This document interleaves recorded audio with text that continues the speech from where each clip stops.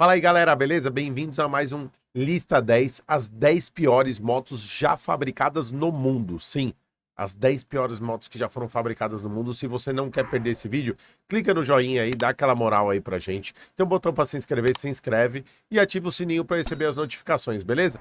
Bom, eu separei aqui. Sim, a gente sabe que tem mais motos, né? Ou talvez essas, tem pessoas que gostam delas. Tem umas aqui que até são caras hoje. Mas essas motos, elas realmente tiveram problemas, elas não foram as melhores motos já fabricadas na história. Então, agora eu vou falar as 10 piores motos já fabricadas no mundo, na minha opinião. E não vai ser só por design, vai ter uma série de fatores aqui que vai influenciar nisso. Beleza, galera? Dá aquela moral aí no vídeo, demorou? Bom, vou colocar aqui em primeiro lugar, a gente tem a Rescat V1000. Cara, essa moto, ela tinha já um design assim meio, né, duvidoso, tanto que eu tive que pegar umas fotos aqui assim, né, ela tinha uma aparência chamativa na época, vamos dizer, mas ela tinha vários problemas de engenharia, né, eu peguei aqui, não tem muita foto para mostrar, então eu tô pegando as fotos que tem aqui de net pra gente ir dando uma olhada, né, ela tinha um motor V-twin de 90 graus que tinha problema de refrigeração, esse era um dos principais problemas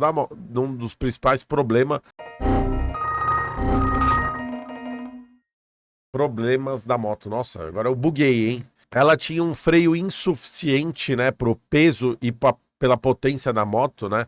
A gente tá falando de uma moto que pesava na época 250 quilos, tá? Então, assim, não deu muito certo, né? Dá para vocês verem aí pelas fotos, aqui as fotos são fotos, assim, que eu tive que dar uma pesquisada aqui na net pra gente achar, né?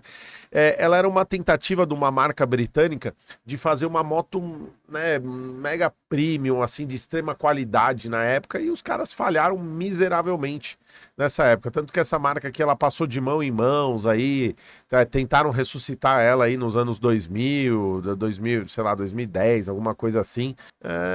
Mas assim, sem muito sucesso, tá? Vou falar, hoje, você olhando para uma moto dessa, você vai falar vintage, nossa, legal, vale um dinheiro, e vai aparecer aqui coisas nesse sentido, tá? Então, vocês já sabem, né? Vai ter sempre um defensor. Em segundo lugar aqui, uma moto que, na minha opinião, eu não concordo muito, mas quando a gente fala de mercado, de mundo, que as pessoas falaram dessa moto, a Harley Davidson, a V-Rod, né? V-Rod, se você quiser pronunciar aí, né? Ela foi lançada em 2001, né, pela Harley, né? E a Harley sempre foi muito tradicional. Então essa moto aqui, ela já vinha refrigerada a água, se eu não me engano, já desde as primeiras, né? Os harleiros na época, isso aqui era muito moderno para eles em 2001. E eles falaram que essa moto aqui, ela condizia com o visual da marca, né? Ela foi produzida até 2017. O visual dela eu sempre achei bonito, principalmente na época que lançou essa moto. Essa moto era muito bonita, a gente considerando aí em 2001, uma moto nesse estilo aqui da Harley ainda, né? Tinha aquelas traquitanas lá. E tem até hoje. E tem gente ainda que fala mal do desempenho, que ele não era tudo isso comparado a motos esportivas, porque essa daqui era uma moto esportiva da Harley, né, na época, né? Mais uma versão drag, né, na minha opinião, mas o pessoal falava mal dessa moto, enfim, né?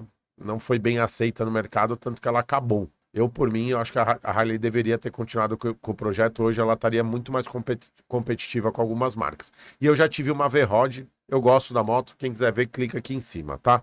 Em terceiro lugar aqui, eu coloquei a Kawasaki, Kawasaki Eliminator 125. Cara, quando você fala assim, nossa, Kawasaki Eliminator, né? Que nome! 125, você tá imaginando que é, nossa, uau, né? Eu consegui pegar só uma foto dela aqui na net, né? Não tem muita, tem até algumas outras fotos, eu peguei só essa aqui de ilustração, tá? Ela foi uma moto que, ela era uma moto de entrada produzida nos anos 90 para iniciantes, né?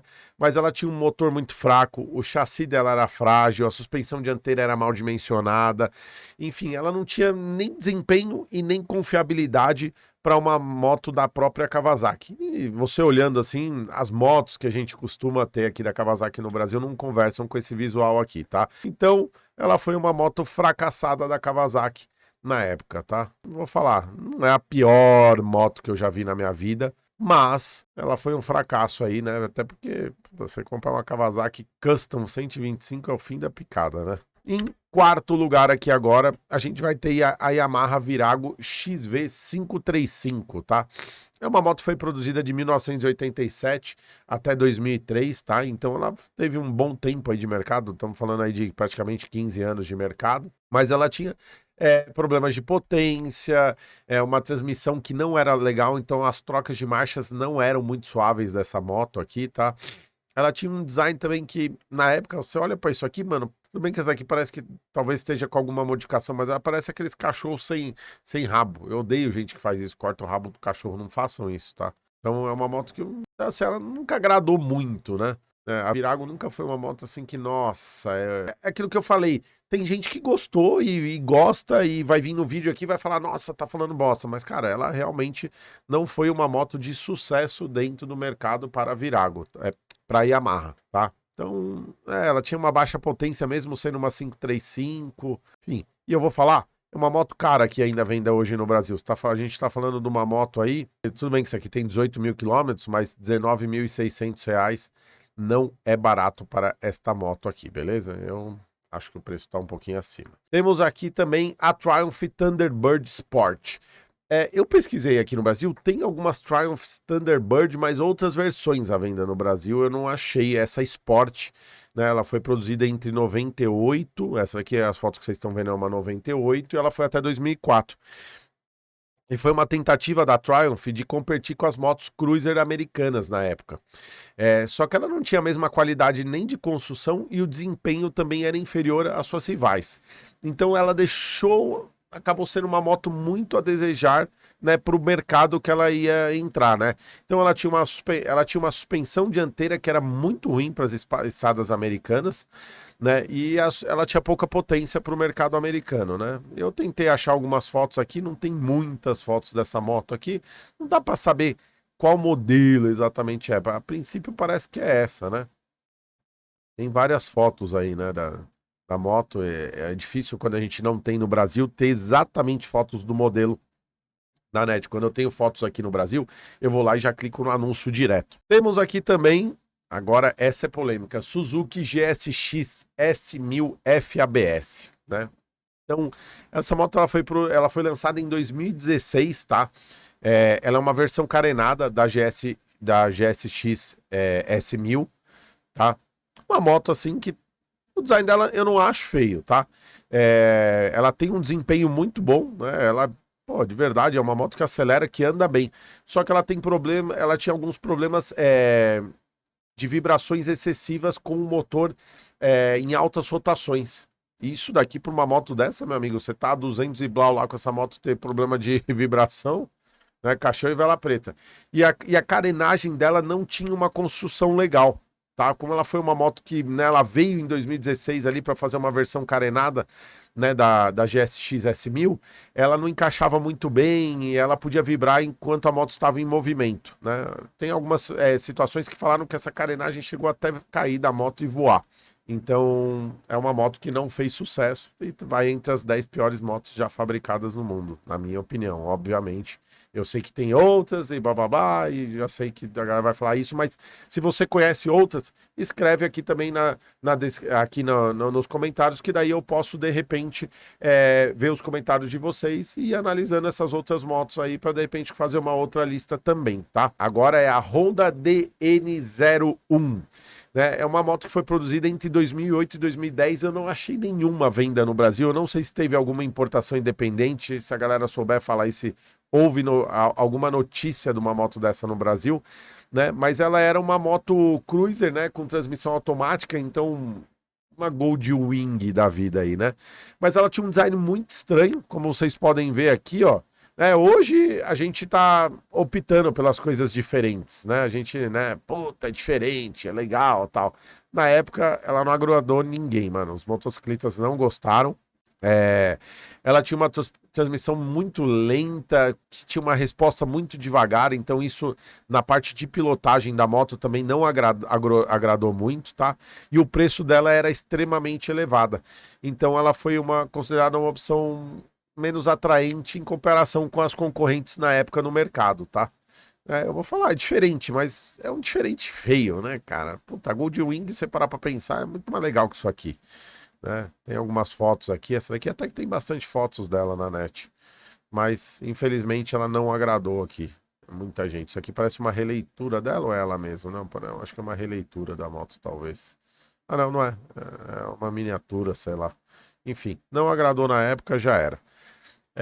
Kawasaki Versys 1000 ABS, tá? Eu coloquei aqui no anúncio, mas a moto em questão mesmo é a Kawasaki Versys 1000 LT.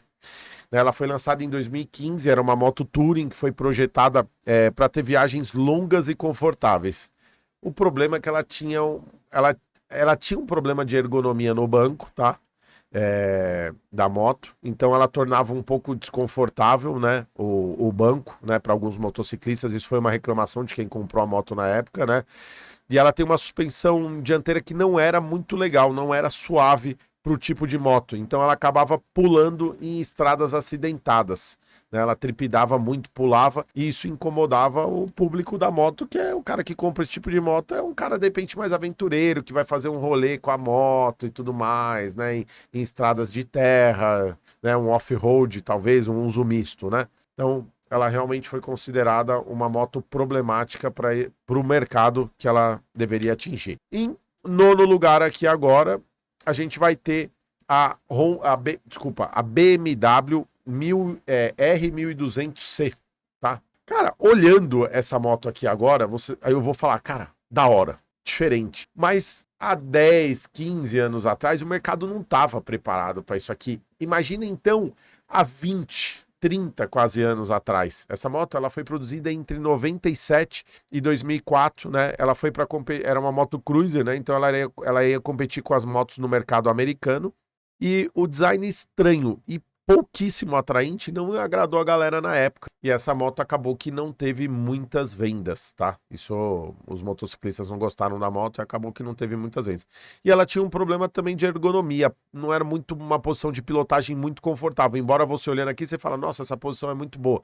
Não era uma posição muito confortável, principalmente em viagens longas, que era o que essa moto deveria atingir aqui, né? Então, sim, vou falar, eu acho muito louca, velho, né? Mas ela não foi um fracasso de venda para a Honda, porque, pensa, uma montadora gasta muito dinheiro para desenvolver uma moto. E essa moto ela precisa vender bastante para esse dinheiro voltar para o caixa. E a moto não foi bem aceita no mercado. Hoje, essa moto é vendida no Brasil a 106 mil. Ela é todas 100 mil mais, tá? É muito cara, que são raras, né? Eu jamais teria. Em décimo e último lugar, a Suzuki Hayabusa. Ela foi uma moto que foi lançada em 1999, extremamente polêmica. Por quê? Ela foi projetada para ser a moto mais rápida do mundo. E vou falar, ela é rápida. Não dá para falar que uma Hayabusa não anda bem. Ela anda bem. A gente tem que tirar o chapéu, principalmente. Essa moto foi lançada em 1999. E ela não passou por muitos faces de lá para cá. Ela teve pequenas facelifts, ela teve, na verdade. Ela não teve grandes mudanças reais. E isso tornou uma moto que, né, foi perdendo espaço no mercado. Mas o pior de tudo não era isso. Ela era extremamente potente, né? Mas ela era difícil de controlar. Era uma reclamação das pessoas que compravam essa moto, porque o cara comprava e daí tem até uma tretinha, né? Que a galera fala, Hayabusa faz curva, é quem não sabe pilotar. Eu acho que existe um fundamento aí, porque poucas pessoas realmente sabem tocar uma moto dessa daqui, tá? Mas ela tinha uma posição de pilotagem desconfortável, principalmente para viagens longas, que ela é muito grandona, você fica muito carenado na moto, você não consegue dar aquela levantada. E ela realmente é perigosa aí, né, nas curvas, tem que realmente tomar cuidado. Galera, uma lista diferente, espero que vocês tenham gostado aqui. Eu sei que nem todos vão concordar com as motos aqui, mas a gente tá falando de dinheiro para montadora e essas motos, elas realmente foram motos fracassadas aí praticamente, embora a gente até tenha a Hayabusa sendo fabricada ainda, a última versão agora de despedida dela. A galera que quiser aproveitar para ver um motovlog aqui no canal, clica aqui, ou bolinha para se inscrever, tamo junto, é nóis.